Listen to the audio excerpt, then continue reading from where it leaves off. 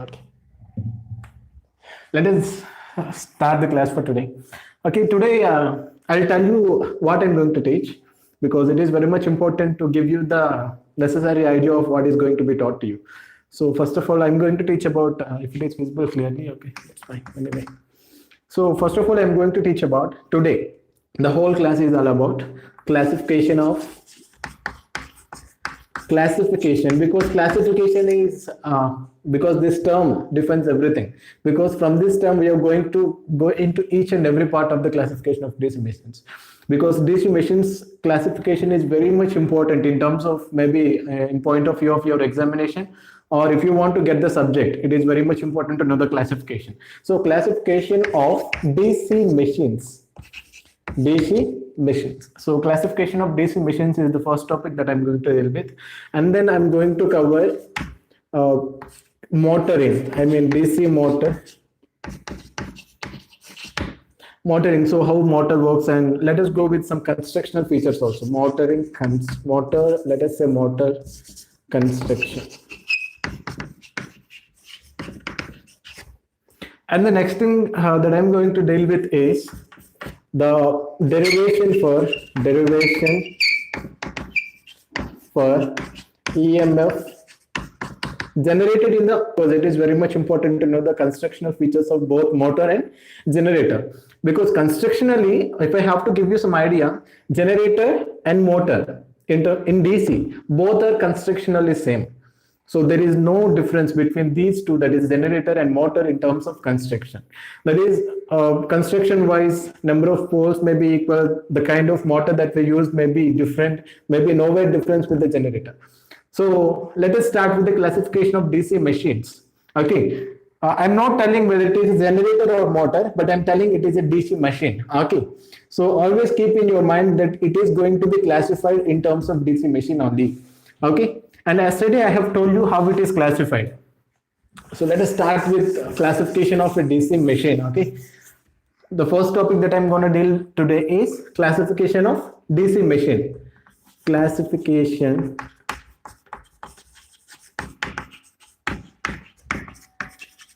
DC machine. I'm writing it very shortly. So if someone wants it, see, I'm telling you again, this video will be available to you on the YouTube only. So I'll share the link later on. Don't worry about it. So no need of taking screenshots also. If you are writing the notes, well, it is better for you to write it now while I'm teaching. So, or if you are not having any kind of notes with you, you can also see the same video again with the help of link. Okay. So let us start with the classification of DC machines. So yesterday we have talked about how classification is done in terms of what, because yesterday we have seen a DC machine can be classified in terms of its excitation, and I also have told you what excitation is, because here excitation in the sense the way you give the energy to the coil, or the way you energize a coil in order to make some kind of magnetic field is called excitation. So it can happen in two ways. So the first method in which we excite is separately we can excite, at the same time we can also excite the machine in self. I mean, it can also happen self excited, it can also be separately excited. So in terms of excitation, the classification of DC machine can be done. So let us do it very clearly. Okay, so what happens in self excitation and how many kinds of motors will be in the separately excited, and let us look at this one, self excited. Self-excited. And let us also look at this one, separately excited. But separately excited. But friends, here we have to look at two things. Here this is self-excited and here it is separately excited. But so far we are always been seeing so many kinds of permanent magnet motors also. Let us understand this one also. There are self-excited machines, there are separately excited machines. At the same time, there are PMDC machines. PMDC, so what does it mean? PMDC machines. So what does it mean by PMDC? PMDC in the sense, it is permanent magnet DC machine. Try to understand me clearly. It is permanent magnet DC machines. Let us understand this one. So what does it mean by permanent magnet? Have you ever used a trimmer? Boys might be probably known this one. So if you are using a trimmer, maybe in the remote control cars, you might have seen small kind of motors in which if you had ever opened a motor, you will see two different kinds of magnets like this. So the shape of that magnet will be like this. If you open that motor, no, you will get to notice this. So what happens? The shape of the motor will be like this, in which these two magnets are colored. It means this will be colored with red, maybe this may be colored with blue. So the which one is colored with red is called north pole, and which is colored as blue will be south pole. So these magnets are permanent magnets. These magnets are permanent. That means these are already magnetized, and here these are called to be permanent magnets. But self-excitation is one kind of excitation and separately excitation is one kind. Why do we need this self-excitation and why do we need separately excitation? So here PMDC motors doesn't need any kind of excitation because there is already magnetic field. Because there is already magnet field. Because these are permanent magnet set, and so this is north pole magnet and this is south pole magnet. And obviously between two magnets there will be the magnetic field lines flowing from north to south. This we know because this is permanent magnet. We are already having this magnetic field. But in terms of this one self-excitation, we are electrically producing magnet. Here this is normal magnet, but here it is going to be we are producing electrically produced magnetic field.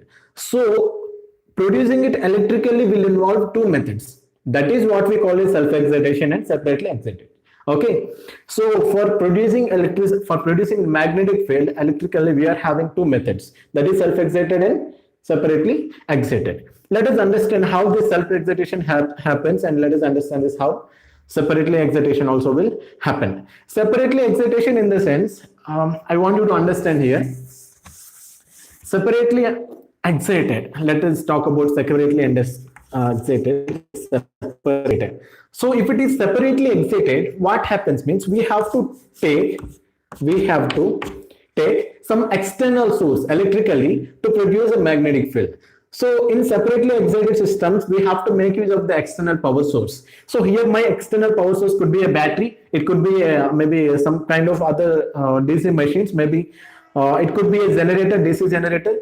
So we have to take care of different sources which are extract, like these are not inside the machine, these are outside of the machine. So these we have to take help of these kind of machines, and so it is also called as separately excited because we are exciting the machine separately by the help of another device which we call it as a source normally. So now it is a DC source. Anyway, this is going to be a battery. So we excite with the help of this battery.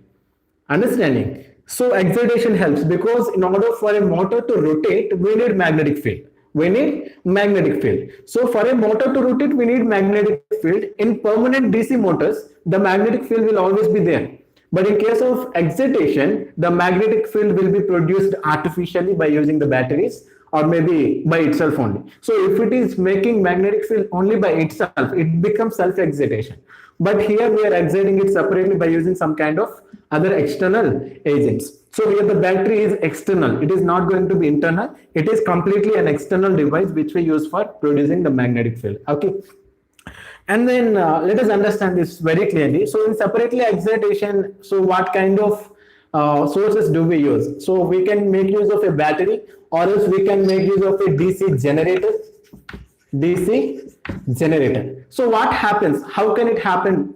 How will the magnetic field will be produced? Let us understand this one also. So when this battery is connected to, let us understand this one very clearly. I want your complete focus here. So when this positive terminal is connected to a coil, the same thing happens as I have told you in the previous classes. So what happens automatically? The north pole will be produced here and the south pole will be produced here. So here automatically when I put some magnetic material, maybe something like iron, maybe aluminum or whatever it is, but we do prefer iron mostly or stainless steel, because stainless steel or iron both are with higher permeability. Permeability in the sense, I have told you what permeability is, because permeability in the sense the rate at which a material getting magnetized, because this material is iron. Let us say if this is iron, the permeability will decide how fast this material can get magnetized.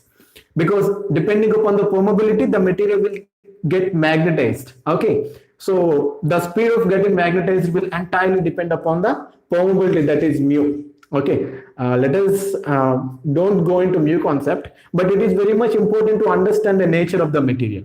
Okay, so this happens and we are artificially producing a magnet. So here when the north and south poles are produced, this material that I have put in between this coil has got magnetized now. And so what happens automatically? This material will be acting like a magnet, producing two different kinds of poles, which we call it as a north and south pole. But obviously when there is a magnet, there will be some field around it. So there will be field around it. So this field we call it as a magnetic field, and the strength that it is having is called as a magnetic flux. So the strength is normally called the intensity, we can say, because how intense the magnetic field is. So this will be defined by the flux, which we normally denote with pi. Yesterday, I think maybe day before yesterday, we have discussed all these things. And then let us understand, this is what is called separately excited. So we are separately producing a magnetic field with help of a separate agents, like a DC, maybe it's a battery, it could be a DC generator also. Okay, let us now understand how DC machine in separately self-excitation helps. Okay, how it happens and how is it divided into. Self-excitation. Self-excitation. So self-excitation is something like, it is also a kind of excitation in which this excitation will not happen with some kind of external agents. Here, we do not need any kind of external agents to energize the coil. Here in the separately excited, we have used this battery to excite this one. But in this case, we are not going to use any kind of external agents like battery or DC generator. Here, this process completely is depending upon the motor itself, or else if it is a generator, it happens completely on the generator itself. Okay, so self-excited machines are basically divided into two again. So self-excitation happens in two ways. So what are those two ways? So first one is series wound. Series wound, I'll tell you what it is, I'll tell you how it will be by showing you a diagram also. So series wound DC machine, and then second one is shunt wound. Shunt is nothing but, if it is series, shunt is nothing but which something is in parallel. Okay, shunt is equivalent to parallel, but in terms of electrical machines, we do not use the term parallel. So because while using this term shunt parallel, it becomes totally negative. While using, there are so many terminologies that we are going to use as parallel, but here instead of using parallel, we are going to use shunt. Okay, so shunt here is equivalent to parallel also. So here this is series wound DC machine, and here this is shunt wound DC machines. Okay, shunt wound DC machines. And there is also another category, so which we can talk about later, but still we have to consider that one. It is series, shunt, and this is compound DC machine. Compound DC machine. I'll tell you what each of these terms explain, but still we have to understand each of them in very detail. Okay, so if you are ready, we can start with series wound DC machine, and then we can go with shunt wound DC machine, and then compound DC machine. Okay, so let us understand this one. Here I am going with the first one, series wound DC machine. So self-excitation will happen in three ways, but this is compound, so this we can expel, but they are majorly divided into two. Okay, so series wound and shunt wound. So how this excitation helps within a motor itself or within a generator itself, I'll tell you. Okay, let us go with the series wound DC machine. Okay, series wound DC machine, let us rub that one also. It is not necessary for me to. Yes, so this is series wound DC machine. So if it is a series wound DC machine, so the name itself suggests that the field winding, let us understand field and armature here. So in a motor or generator, we will have this one, which is in the rester, which is in resting position, this we call it as a field, and the part which is rotating inside the motor, because If there is a motor, there will be a stationary part and there will also be a rotating part. So there are two different names in terms of DC. In DC machines, no? In DC machines, we will have two different names. So for this one, we can also call this as a field one, or it can also be called as a stator because it is staying at rest. But normally we use this thing which is rotating inside this DC machine is because this is the one which is rotating. Due to the magnetic field interaction between these two, this one rotates. I'll tell you how this happens. But here, what we have to understand is what is this named as. So here, this rotating part is named as armature. Armature. Why are these named in these ways? Because this is called as field and this is called as armature, because this stator part or the yoke, maybe we normally call it as a yoke, which gives the mechanical strength to the whole system. So what happens in this yoke, we will have the poles. Normally we have poles. Here we will have poles, the projected poles. So the 4 poles are here. Here there are 4 poles. So what happens automatically? These poles will hold the magnetic field carrying coils. So what does this carry? The coils, in which we call it as a field, because these coils will only produce as indirectly the field. So the field winding is carried by this yoke, and the armature in the sense the part which that rotates inside the motor, that is it will have the shaft also. Shaft in the sense a big axle which is mounted by the coils and which is mounted by the okay. So here it is going to be armature, it is stator or maybe okay.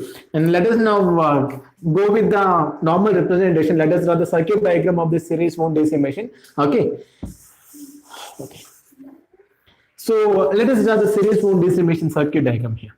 So the circuit diagram of series wound DC machine, which you are going to write this one only in your examination. So when they hello. Okay.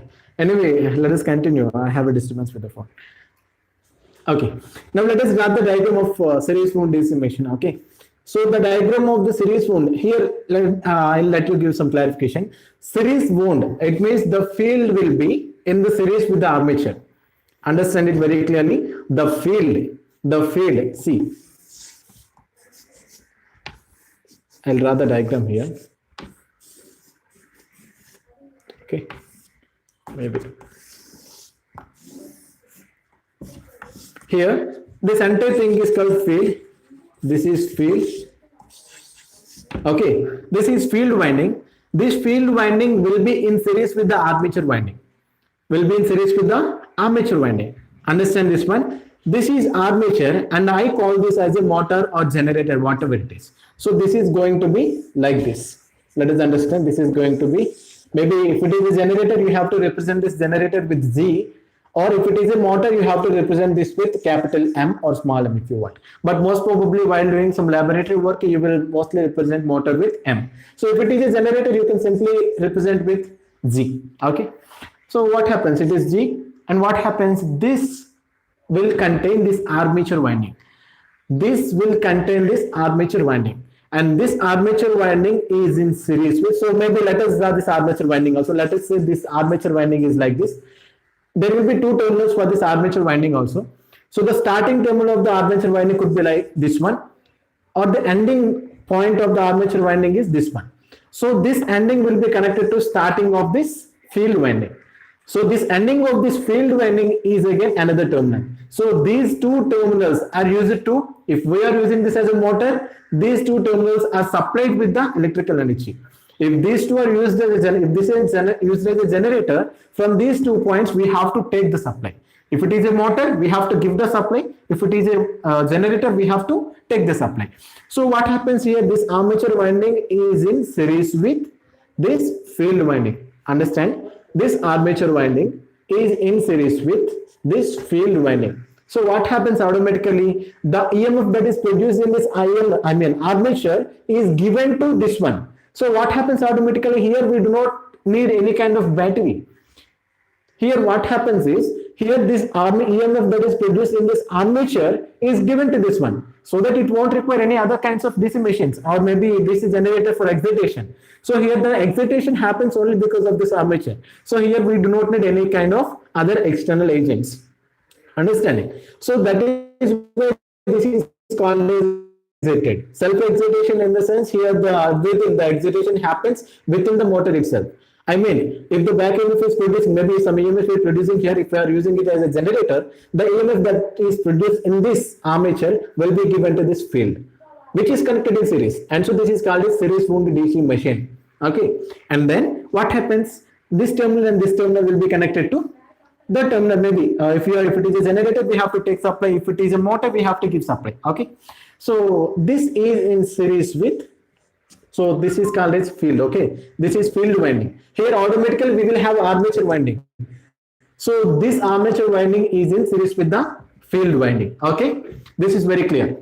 And then what happens, this has to be given with, if it is a generator, what happens, we have to take supply. If it is a motor, we have to give supply. Okay, so this is simply a DC machine which is self-excited. Okay, it is, maybe if you are using it as a motor, let it be a motor. If it is, it could be called as a series motor. If it is a generator, we can call it as a seriously connected generator, because the field winding is in series with the armature winding.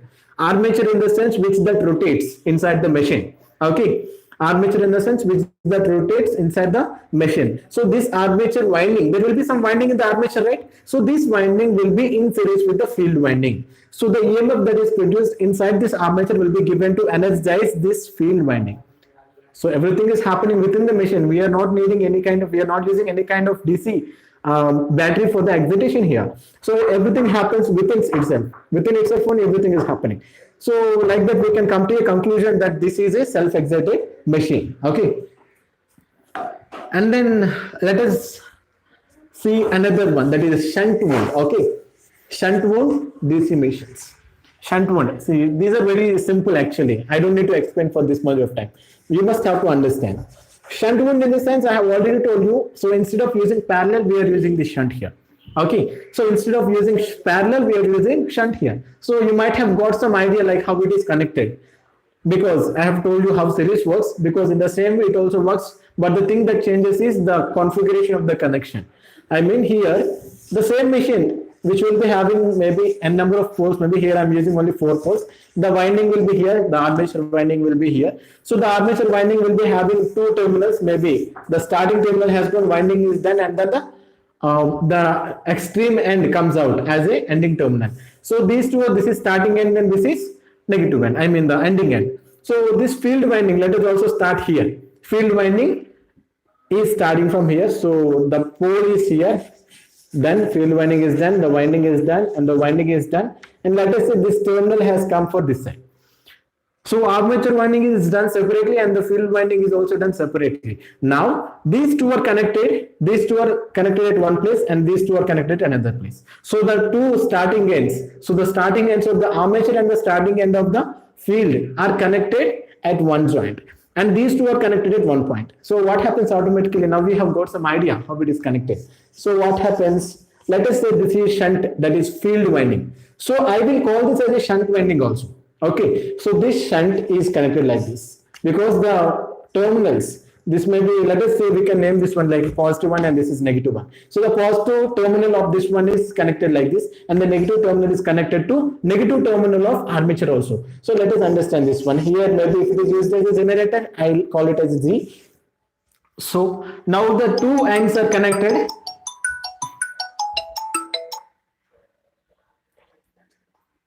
Okay, now the two ends are connected in parallel here. So the positive ends are connected at one place and the negative ends are also connected at another place. So automatically what happens, the generated EMF that is produced here will be supplied to this field as excitation. Okay, so here it is exciting, but the configuration is parallel. Okay, excitation will be given, but everything happens with the generated EMF, it is also getting magnetized. Okay, so here the amount of energy that is required for this coil to produce magnetic field will be supplied by this generator only. The remaining power which we have to collect will be taken from this one. Okay, some amount, maybe it won't take much than that, it will take nearly about 1/10th, not even 1/10th, it will take maybe 1/100th part of power. Okay, to produce magnetic field, that much of energy is not required. Okay, so here anyway the magnetic field will be produced. Due to that magnetic field, this generator is able to produce EMF. So the EMF produced by itself is only getting reused here. Okay. So this we must have to understand very clearly. So here generator is producing electricity. How is it producing electricity? It is produced electricity only because of there is some magnetic field. How is this magnetic field there? Because this is producing some electricity. So this is like a cyclic process which happens anonymously. Okay. So here we can take positive and negative. So if this is used as a motor, we can simply name it as M. If it is a generator, simply we name it as C. Okay. So this is all about shunt and series. Now, what is the topic about compound? So compound in the sense, as the name suggests, compound in the sense we have to combine shunt and series. That's it. There is no confusion in it. Compound in the sense we have to combine these two. Okay. Before going into that, let me have a look at comment section if you are having any doubts. Okay. Meanwhile, you can also write your notes if you want to. I'll give just 2 minutes of time. So meanwhile, let me know if you're having any doubts.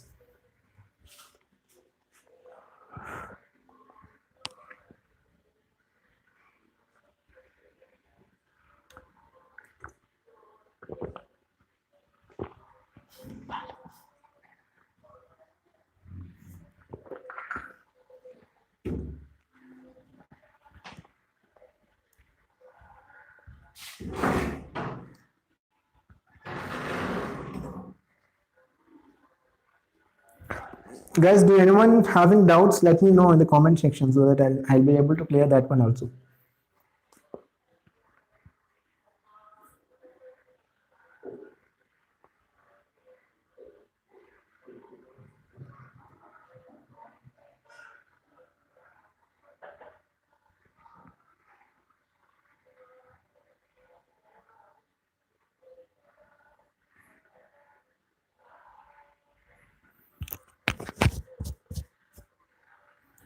Hey, from only one section, there are 25 people who have attended.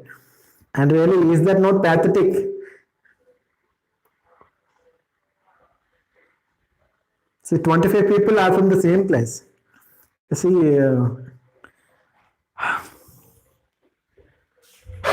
me run this one.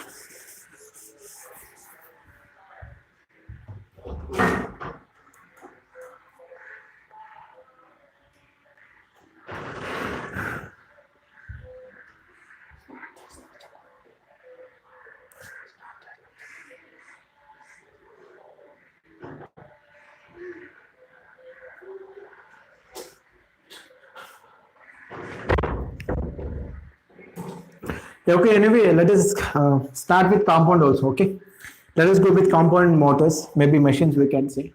Compound wound, or maybe you can also take it in any way. Compound DC machines or compound wound DC machines. So far we have seen how series wound DC machine will look like, and we also have seen how shunt wound DC machine look like. Okay, so let us go with compound one also. Good evening. New participants are still coming. Okay, let them come. Okay. So, okay, let us go with compound. Okay. Compound in the sense I already give. Compound in the sense something which is together. So here, what things are together? So we have seen how series motor works and how, maybe generator. We have seen how series and shunt machines looks like. So here we have to know how what this compound means. Compound means here both together. That means there will be series winding and there also will be shunt winding. So both together we have to divide. But this compound winding will also have two different parts. I mean, it is also divided into two actually. So the first one in the compound DC machines will be short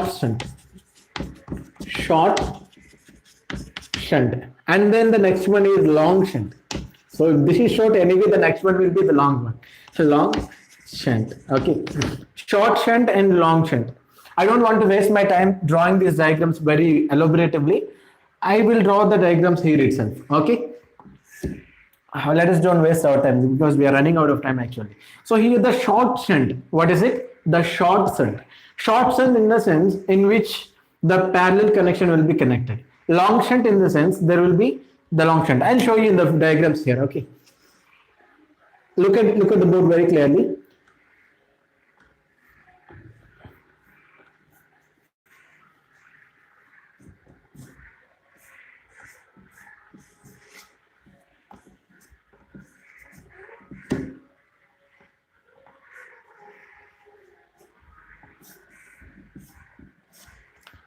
this will be the short shunt. What is this one?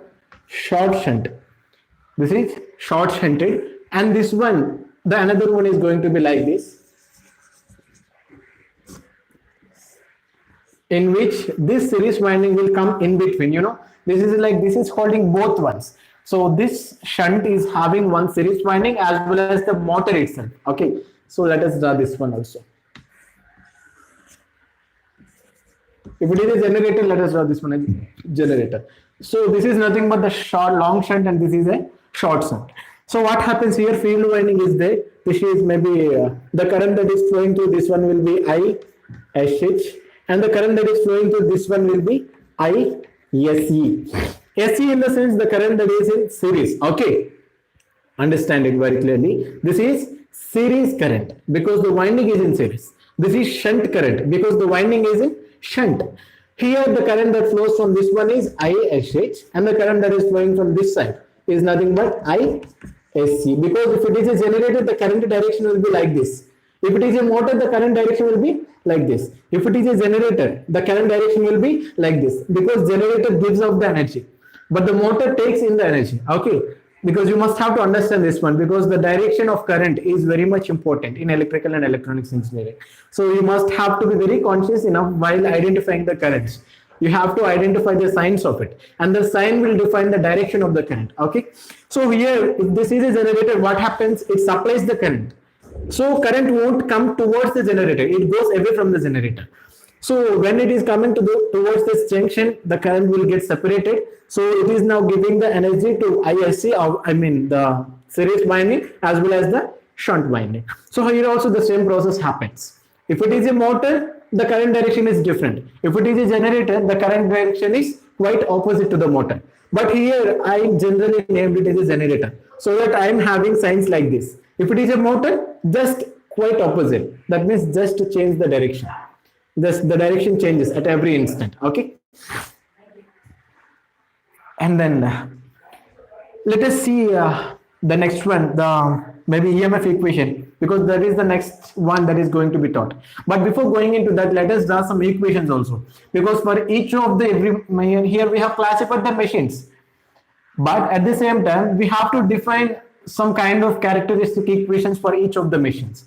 So by seeing that equation, you will be able to identify what kind of motor it would be, because we have to be able to identify the motors by seeing an equation. So with the that happens only when you are practicing it. Without practice, it is nothing is going to happen, because this is the kind of core subject that you're dealing with. So it is very much important to imagine. So that much of imagination skills that you must have to. Anyway, human is having a vivid sense of imagination skill that you must have to make use of. Yeah, anyway, let us go with the first one, that is series wound DC machine. Series wound DC machine. This is generator. And let us say some kind of voltage V has been given. Okay, here V voltage has been given. I don't know what kind of voltage it is. I don't know particularly in number, but this is some voltage V. So that has been given. Maybe if it is a motor, what happens? The voltage will be given to the motor. If it is a generator, we will collect the power, right? So here the voltage is given. That means it is supplied with the voltage. So what happens? The current directions will be like this. So let us say the current direction is I. So the current is I, and the direction of the current is like this. So the direction is like this. So automatically the flow of current is in this way. Automatically this motor makes use of that current and rotates as per its requirement. So here I'm having ISC current. What is it? ISC current. Understand it very clearly. I want you to write this in a note very clearly. So this is ISC because the current that is flowing through this one is ISC. Anyway, this is in series, and so the current that is flowing here and the current that is flowing here both are same. There is no doubt at all, because in series the current is same. So I equals to ISC. This way, no. Here IA will be generated because this all current will be given to the armature. What is it? Armature. So the current inside this machine will be IA. What is it? IA. Because this current will be given to armature, and so I am naming that current as I suffix A. This is suffixed, okay? Suffix A. So we can get to one conclusion. that the currents are every current in this circuit is series. And so we can say I equals to ISC equals to IA, because everything is in series. And you know the fact that in series the current is always same. So what happens, automatically the current I equals to ISC equals to IA. That is a fact. So let us now apply KVL here, because if you apply KVL here, you will understand how voltage drops happen. Okay, so the armature inside this motor will definitely have some resistance. Will it not have resistance? It will have its own resistance. So I name that resistance as RA, because it's armature resistance. The current that is flowing through that resistance will be IA. So when RA is the resistance of that winding, when IA is the current, the amount of current that is flowing through that winding, what is the voltage drop? The voltage drop will be definitely V equals to I into R, that we know. So according to that formula, that is Ohm's law, according to Ohm's law, we can say that the armature voltage drop will be IA into RA, because the amount of current that is flowing through armature resistance, maybe armature winding, is IA. If it is the resistance that this winding is having is RE. So obviously the voltage drop would be, because in terms of DC I am talking, so IA into RA, simple. And here this will also have some kind of resistance. That resistance will be RSC, because series resistance. What is it called? Series resistance. So the voltage drop across here will be ISC into RSC. Very simple.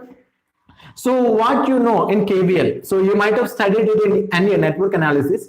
So KVL defines the voltage drop. The voltage drop across this closed circuit will be equal to 0. That means the algebraic sum of the voltage drops in a closed circuit will be equals to 0. So the supply given, or else you can also say V equals to the voltage drops, the addition of these voltage drops here. So I will say V equals to, that is voltage supplied equals to voltage consumed. So here what kind of voltages are getting dropped here? This is one voltage drop and this is another voltage drop.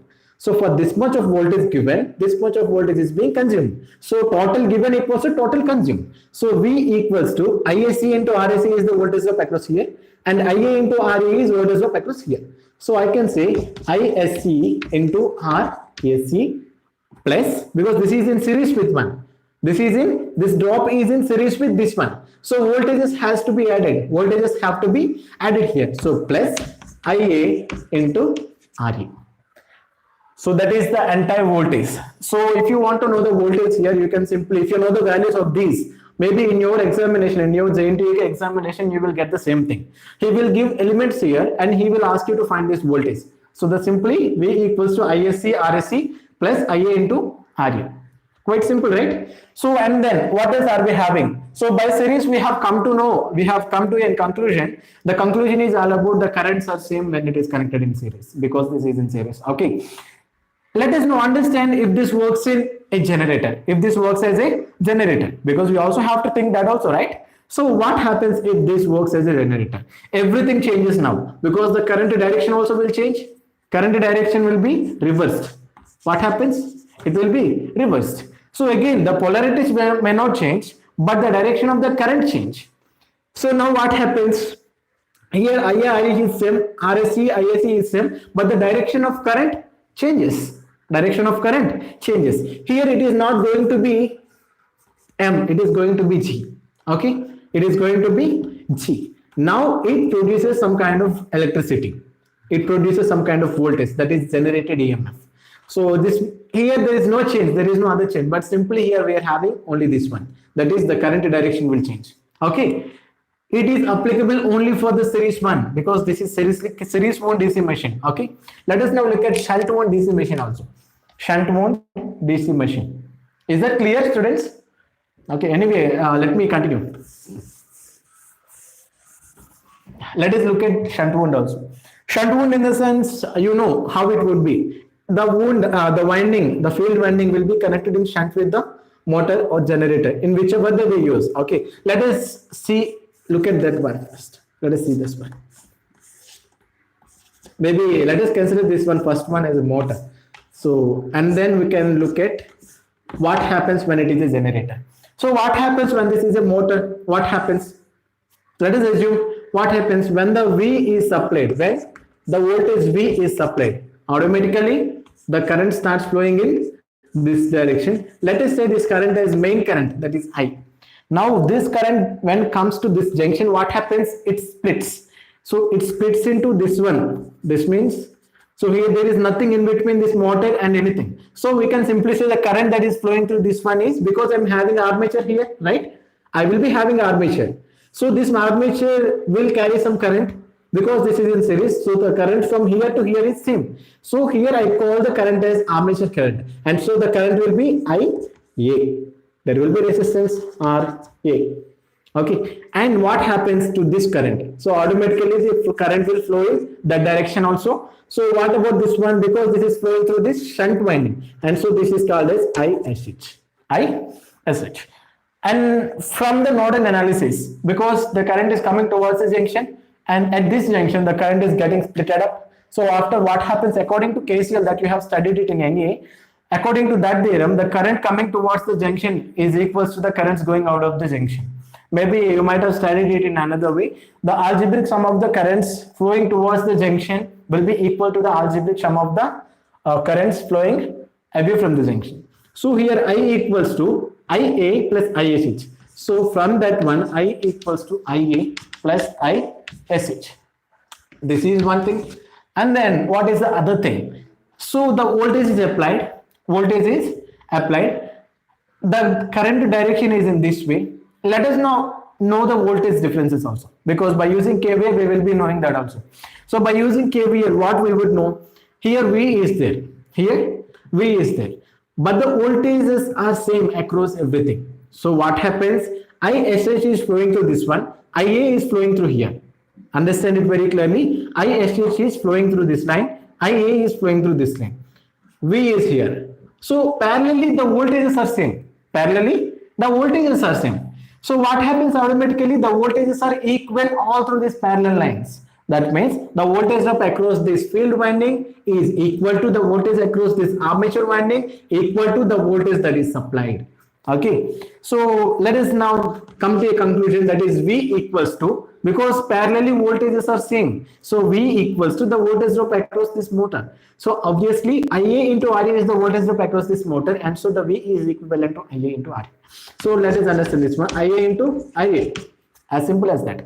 And then come to this one. So here I'm having ISH as the current that is flowing through this field winding. So obviously the voltage drop across this field winding will be ISH into, if it is having RSH resistance, so I will be having ISH into RSH. Simple. So we have come to a conclusion that I is getting separated here. So because by using the KCL we are getting to this conclusion, by using KVL we are getting to this conclusion. Not only there is no need of going to KVL directly, but still we can simply say that because the voltages are same in the parallel circuit, and so we will definitely have V equals to IA into RA equals to ISH into RSH. So these are some equations. By seeing this equation, I can say what kind of motor it is. Now let me know what kind of motor it is. If you say this one, it would be definitely equal to this one. This is shunt machine. You have to be able to see what kind of motor it would be by saying the equation itself, because it is clearly evident that this defines this motor only. Okay, you must have to be able to that. You must have to come to that ability. Okay, and let us go to that one, the compound one also. Okay, is that okay? Compound one, we will be having short shunt and long shunt. So we will also be writing. But we haven't seen what happens when this works as generator. But you know what happens. What happens? There is nothing happens. But only thing that changes is the direction of the current changes. That's it. The direction of the current only will change. But here let us see the compound winding also. So compound winding will be of two types. The compound winding that is long shunt and short shunt. Let us say this is motor, and so let us say this is the total voltage that is given. Okay, this is the total. Because of DC we will have two polarities. Okay, all through whatever the time it could be, but we will definitely have only two polarities over time, right? So here I'm having one positive polarity as well as one negative polarity. So always over through time it would be same, it won't change. If it is alternating, that sign would change, but it is not AC, right? It is DC, so simply the signs will remain the same. Okay, so this is RSC because resistance of series winding, and this is RSH, resistance of shunt winding, and this is armature, so resistance of armature. The current that flows, Because this is a motor, the current comes into the motor, comes into the system. So here there are two fields. One is resistance, this one, what is it? Series winding, and this one is shunt winding. So we will have two windings. So these two windings has to be supplied with the current. So here what happens automatically? This one, the current flows in, that is I flows in. So when it comes to here, I name this current as differently. But obviously this current and the current that is flowing through this one, both are same because it is in series. So this is ISC. So we can come to a conclusion from this point, that is I equals to ISC. This is one point. And then what else can we calculate? That is the current when comes here will be splitting up with, this is called as IA because it goes to armature. This is called as ISH. What is this called? ISH. So as soon as this I current or IAC current comes here, it gets splits up, and what happens automatically? The current will be IA here and the current will be ISH here because the current gets divided. So this IAC can be written as the sum of these two, okay, or IAC or I, because both are same here, right? So I can say I equals to IA plus ISH, IA plus ISH, or else you can also say, you can also use ISC in place of I because both are same. So here this happens, and then what else can we see? So if we see the voltage drops, understand here, the voltage drop across here is equivalent to the voltage drop across here, and these voltage drops are equivalent to this voltage plus this voltage because these two are in series. Voltage drops in series have to be added, okay? In series the voltage drops are added. As the voltage is applied, this voltage has to be added with this voltage drop. So this entire thing will be like this. So entire voltage drop is equals to this one and equals to this one. So for getting the entire voltage drop, we have to do this one as well as this one. So what happens automatically? V plus, that means this voltage plus I into, maybe this can be called as I or ISC. Maybe I will call it as ISC into RSC equals to, so addition of these two equals to voltage drop here as well as voltage drop here. So ISH into RSH voltage drop here, which is already equal to, which is again equals to IA into RA.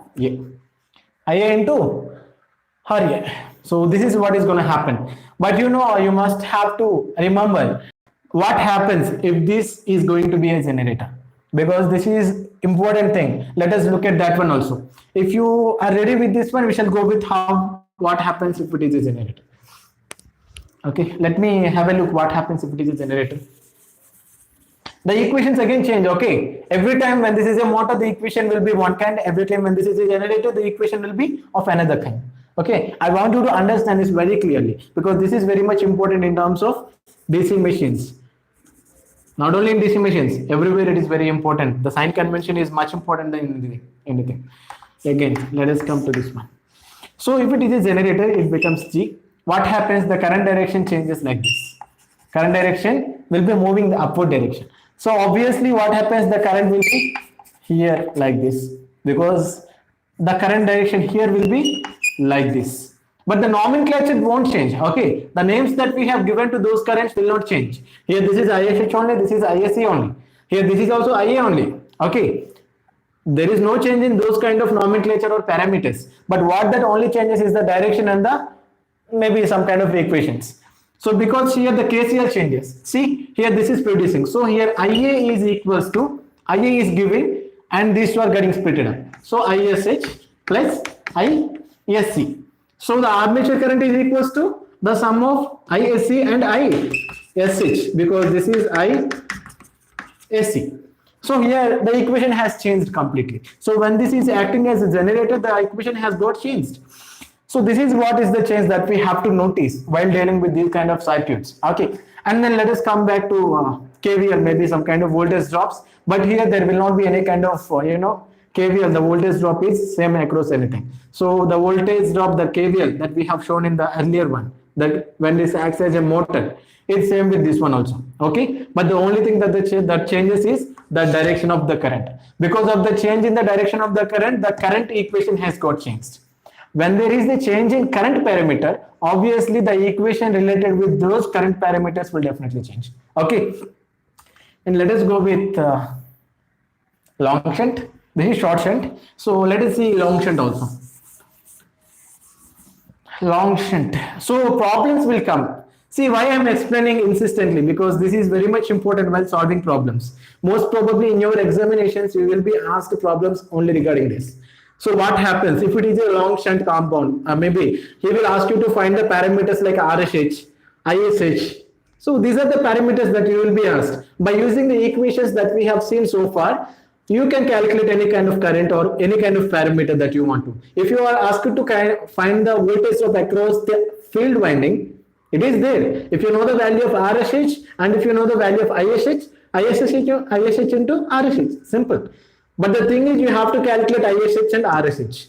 So for finding these two parameters, if these are unknown, everything is known, but these two are unknown. So you can make use of those equations. Okay, you can make use of those equations to find these two parameters, in which it helps you to find the voltage drop across here. So let us now understand what happens in compound long shunt also.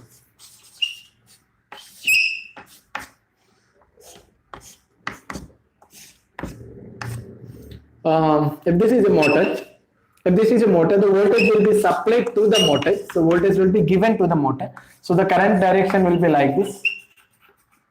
Current direction will be like this, and obviously the current direction here the splits up. So because the current will be splitting up at this junction, and you know what to do, right? You can also form. Now you just tell me what happens. Now you just tell me. I want to hear it from you. I'll see in the comment sections. Now I just want to hear it from you. So what happens? What happens? Can you say how can we find the KCL equation here?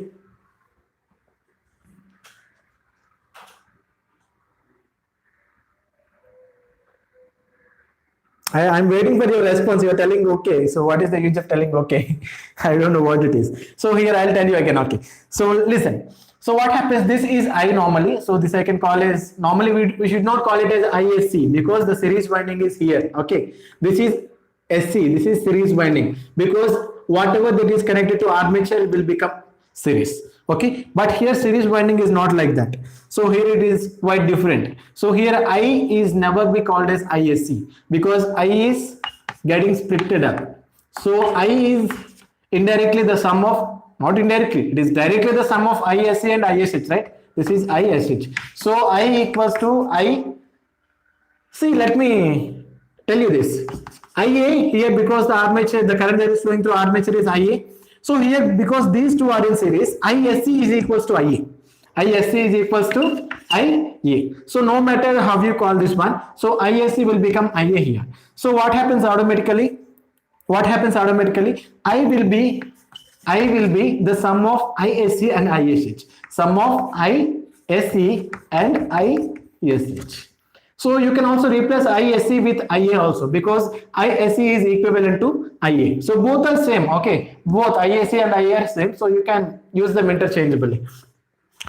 And then what else can we see? So the voltage drops now. So what are the voltage drops here? So this voltage drop is equivalent to voltage drop across this whole system, and the voltage drop here is equivalent to this whole system. So each voltage drop across these branches is equivalent to each other. So what happens? This is RSH because the resistance that I'm having here is RSH and the resistance that I'm having here is RSC. So the current that is flowing through this one is ISC. ISC into RSC will give you the voltage drop across this series winding, and IA into RA will give you the voltage drop across this motor, and ISH into RSH will give you the voltage drop across this shunt winding. So let us now come to a conclusion that V is equivalent to ISH into RSH. ISH into RSH. So what happens here? So this will be again equal to ISC into RSC plus, because the voltage drops here has to be added up because these two are in series. So the voltage drop here has to be added with the voltage drop here. So ISC RSC is the voltage drop here. So IA into RA is the voltage drop here. So that is IA RA. Simple. So these are some equations that you can, you can do it by yourself. No need of, if you know the diagram clearly, you can get to know how this happens, and you will be forming the equations only by yourself. You will need anyone's help. Okay. And let us now go with the motoring equation. Only thing that changes is the current equation only changes, because the sign of current only is changing, and so the equation changes happens only in the current equations. Okay, let us now see that one also.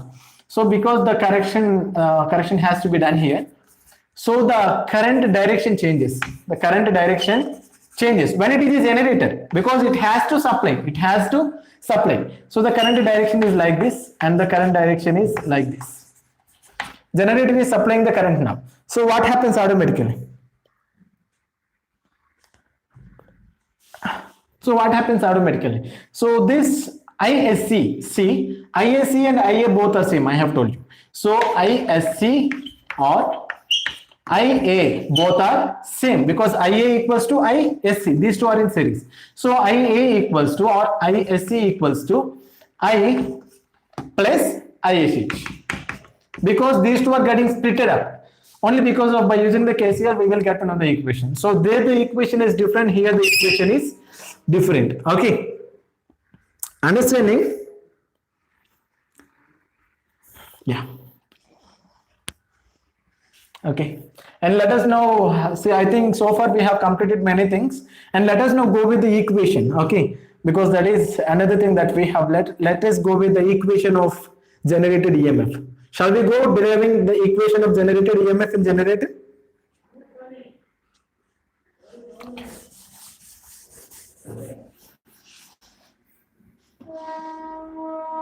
Okay. So have a look on board now. I just want you to understand this one very clearly. Understand this one, okay? Have you ever seen a sprinkle, I mean normal motor? Maybe in kind of remote control cars, you might have seen small kind of motors. If you open that motor, if you have ever opened that kind of motors, you will see a kind of windings that are done inside the core. So I will draw that one here. Understand it very clearly. Okay.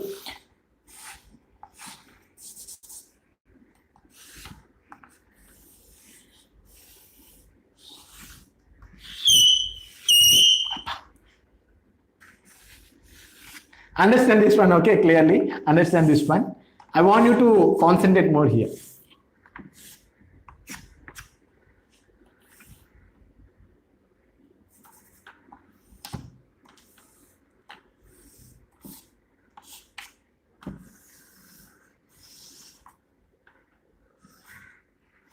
So here you might have seen this one. So in between this one, there will be a shaft.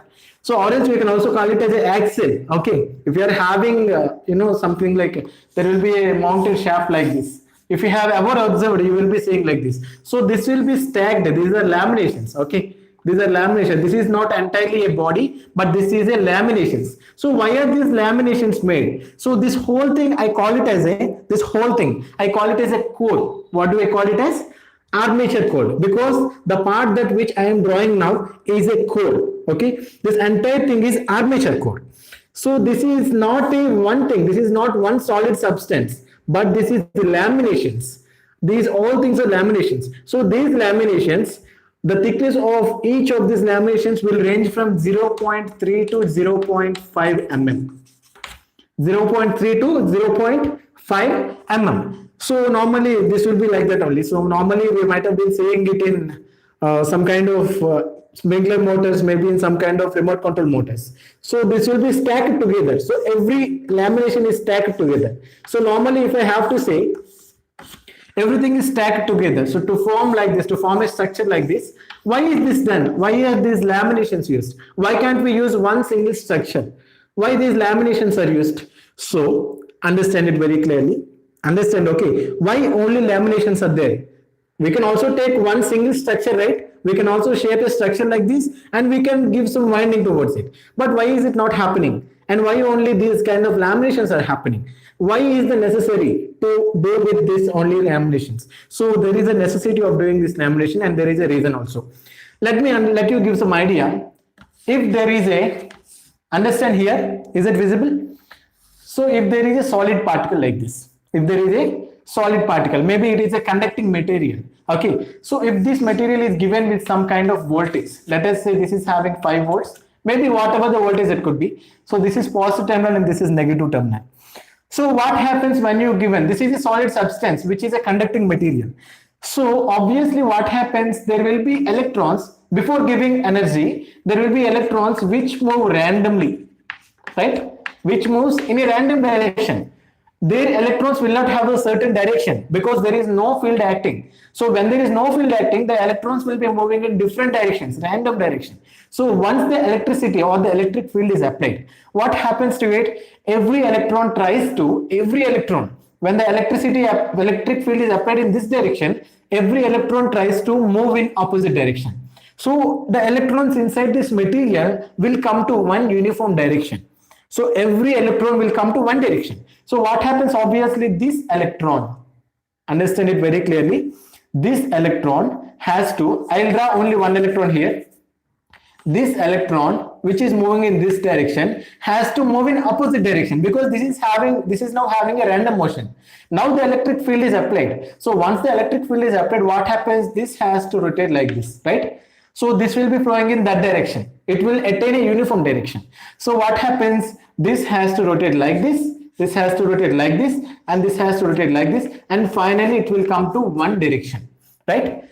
So the velocity that this electron having while doing this is called drift velocity. What is it called as?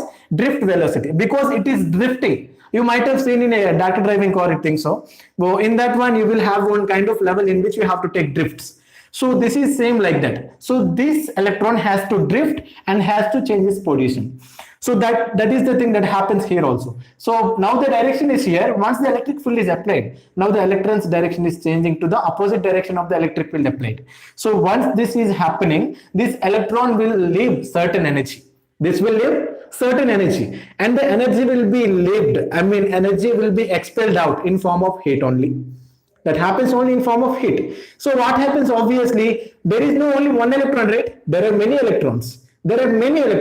So what happens? Obviously, there are many electrons, and so each electron will emit that kind of energy which is in the form of heat.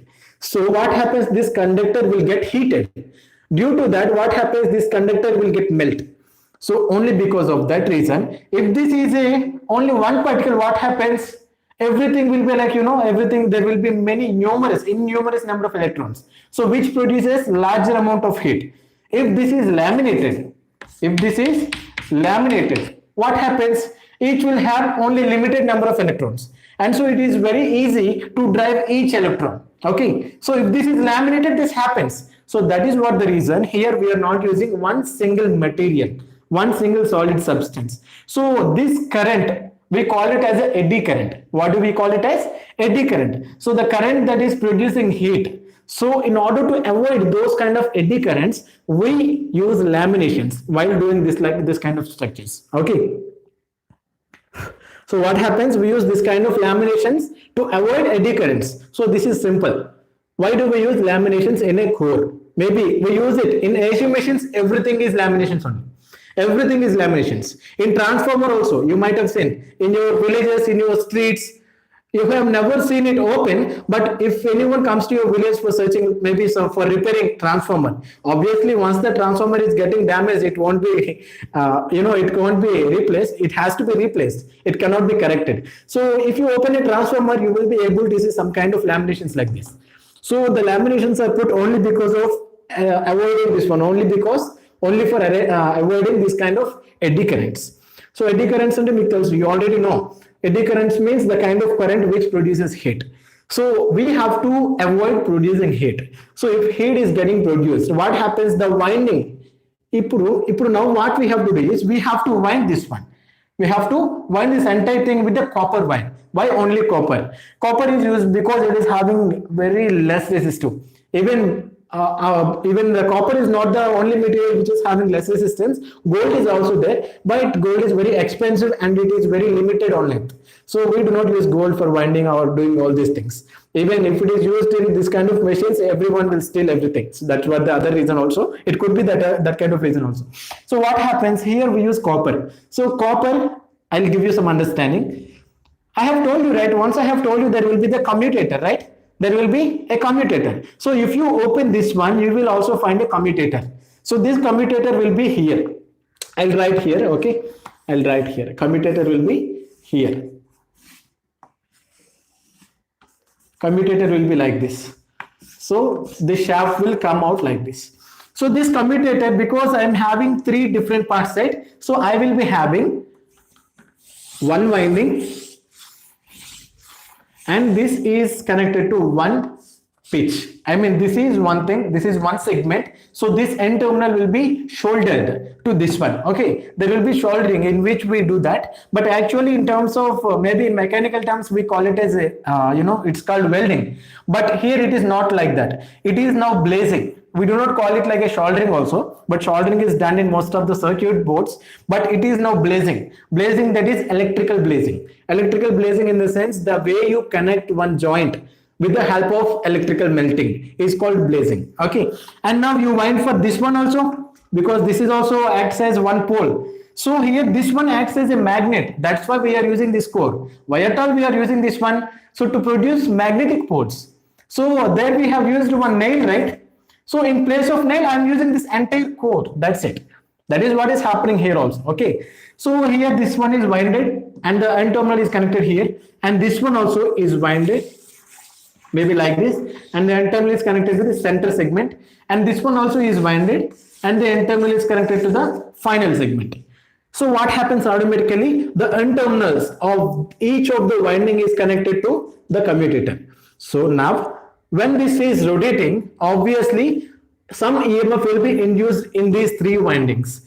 Induced EMF from these 3 windings will get collected from this commutator by using carbon brushes. Understanding? I have told you yesterday, carbon brushes means the brushes we use for collecting energy from the commutator. This commutator will collect energy from these windings. So always these windings will energize this commutator, and this commutator in turn gives energy to the other one. So what happens? The other one is carbon brushes. So this commutator will not take, if it is DC, because this presence of commutator will always help for avoiding this negative cycle. This negative cycle won't be there. So this negative cycle won't be there. So in order to avoid this one, we use commutator. Okay. So what happens? Obviously, we will get the positive ones. And this is how, field winding. So this is all there. While this is rotating, everything happens. We get EMF, everything happens. But how is this happening? So for that purpose, we have to have one north pole and one south pole. Now this is rotated. What happens? This is rotated. Maybe in some direction. This is rotated. North and south pole will definitely have some magnetic field lengths. So what happens automatically? These windings in the armature, not in field, okay? These windings in the armature, while rotating, cuts this magnetic field. So I have told you, according to electromagnetic induction, I have told you, when the magnetic field or when the rotating conductor or moving conductor is placed in a magnetic field, some EMF will be induced in the conductor. In this conductor, some EMF will be induced. That induced EMF will be collected here. And this EMF we will be collecting by using the carbon brushes. This is what happens. Okay, this is what only happened. But field winding, come about field winding. So the armature, the winding that is done here will be called as armature winding. But what about this one? What about this one? So the armature, the winding that is here, the north and south poles are not permanent magnets here. Here we are using some kind of winding.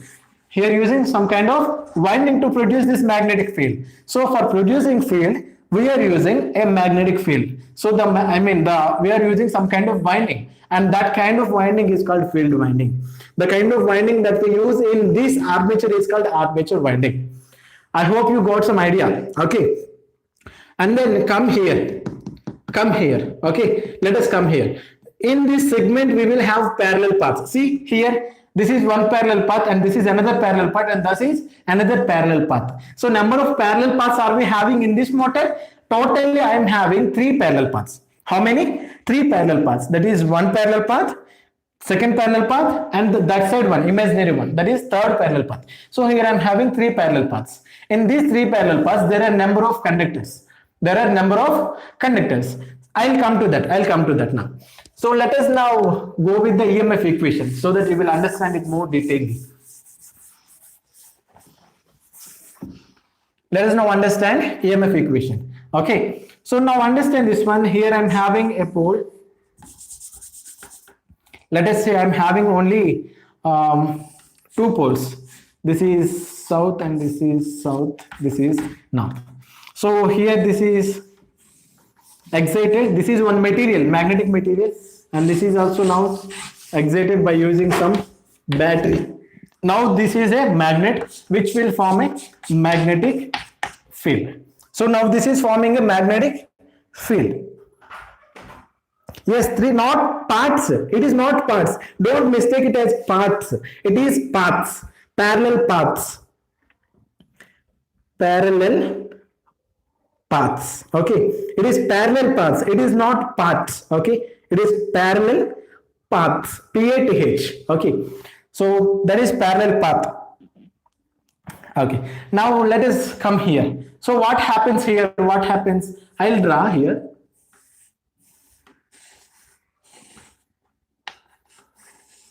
So we will be having winding here. We will be having winding here. We will be having winding here also.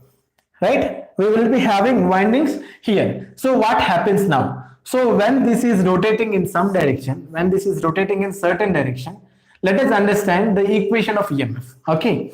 So the equation of the EMF will be given 1, 2, 3 parallel paths are there. So the number of parallel paths, we have to name it with some alphabet, right? So here A equals to number of parallel paths.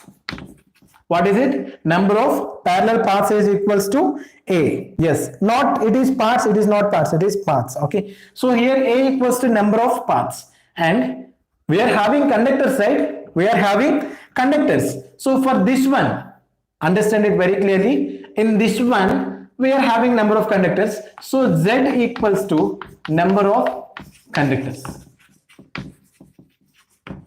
Z equals to number of conductors. Conductor means one turn. Conductor means one turn. So one turn is considered to be one conductor. Okay. One turn is considered to be one conductor. So Z equals to number of conductors, which means number of turns. So in each of the parallel paths, I mean in this parallel path, I will be having this many of turns. So this many of conductors in that parallel path.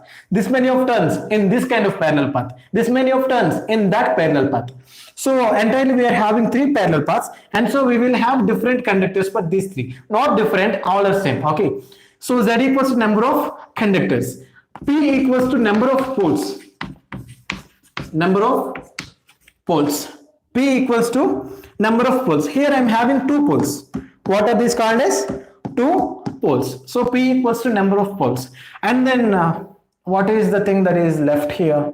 P equals to number of poles. And then here I am having magnetic field, right? Here I am having magnetic field. And so I will definitely have flux, magnetic flux, magnetic flux. Magnetic flux is also there. So phi equals to flux. So now let us understand how to form the equation of EMF. Okay. How to find the equation of EMF. So here we are having flux. We are having poles, we are having number of conductors, we are having number of parallel paths also. So here I am having number of parallel paths are equals to 3.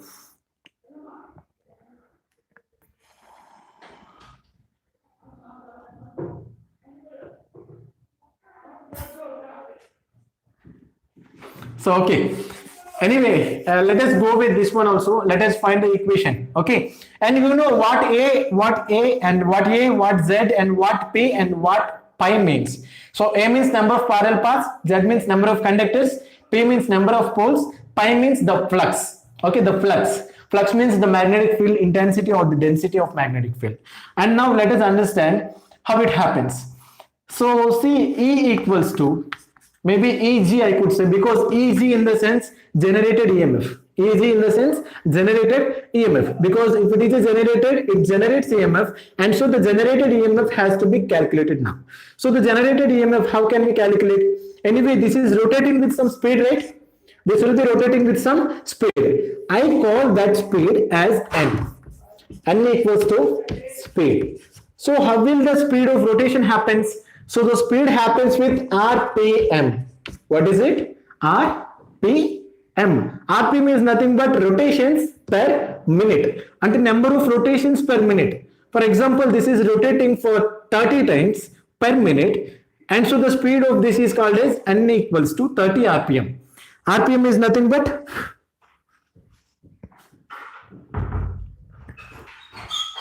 RPM is nothing but, so the speed of the rotor is called to be the RPM, and it is calculated in terms of rotations, and so rotations per minute. Okay, so let us come to one conclusion how to calculate this. See, this has to rotate with n turns, with n RPM, and then it is having two poles. It is having two poles. So my speed has to be calculated. So n into, and again there is flux, right? So we have to multiply that one also. So the flux times speed, n pi flux times speed, and then there are also poles. There are two poles. So each time when this is cutting each pole, we will get EMF. We will get EMF. So how many times it cuts the poles, that many of times we will get the EMF. So that many of times. So how many times are we getting here? Two number of times, because here the number of poles are 2. Here it is 2, but normally if we have to form an equation, here it is P. So it has to be multiplied with P also. So pi z, n into pi into, okay, and then number of conductors, because the EMF will be induced in each of the conductor. So we also have to consider number of conductor also, right? So the number of conductors. So number of, the speed into the flux, into the number of poles, into the number of conductor that each parallel path is having. If we have to know the each parallel path, so how many parallel paths are we having? We have to divide it. So I am having A parallel paths, because A is the number of parallel paths, and then n equals to rotations per minute. Understand it very clearly. It is rotations per minute. Okay. If I need rotations per second, understand it, rotations per second, divide that minute with 60, you will get it in seconds. So what happens automatically? Into 60. So entirely EG equals to pi z n p by 60 A. That is, this is for seconds. This is for seconds. This 60 is multiplied or divided only because of converting, for converting this into this n RPM into RPS. That is, RPS means rotations per second. Okay, so the total amount of EMF that is generated equals to pi z np by 60 A. What is it? Pi z np by 60 A.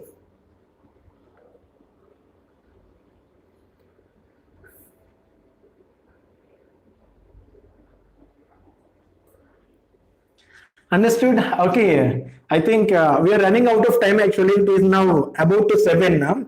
So this is all about for today, and let me know if you are having any kind of doubts. So it is easy. So any physical quantity that must and should will have some kind of units. So easy is there. So we have to, this is a kind of electromotive force, right? So electromotive force is equivalent to the voltage, and so it is having the units of volts. So 5Z NP by 60A volts. Okay. So this is calculated in terms of generator, because in generator we will get output as electrical output, right? So voltage has to be calculated, that is EC has to be calculated. What is calculated for the motor? What is calculated for the motor? So for the motor we have to calculate the mechanical torque, because the mechanical output is coming then. Here the electrical output will come because this is a generator. So in generator we will take the electrical output. In motor we will take mechanical output. So this is an electrical parameter. In motor we will calculate the mechanical parameter. So in terms of what do we calculate? In terms of torque we will calculate. Okay, so we have to calculate the torque there. So this is all about generator, and let us look at the construction features in the next class also.